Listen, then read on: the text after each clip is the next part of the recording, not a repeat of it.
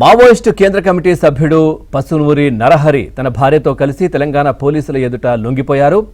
హనుమకొండ జిల్లా కాజీపేట సోమిడి గ్రామానికి చెందిన నరహరి 45 ఏళ్లుగా అజ్ఞాత జీవితంలో కొనసాగారు. Jharkhand east regional bureau technical విభాగంలో నరహరి కీలక బాధ్యతలు వహించారు.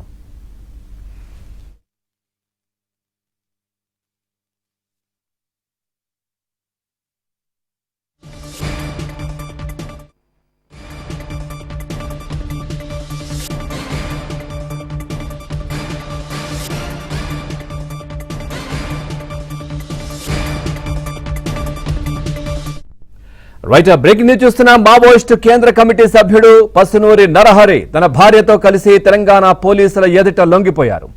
హనుమకొండ జిల్లా కాజీపేట సోమిడి గ్రామానికి చెందిన నరహరి 45 ఏళ్లుగా అజ్ఞాత జీవితంలో కొనసాగారు. Jharkhand east regional bureau technical విభాగంలో నరహరి కీలక బాధ్యతలు వహించారు.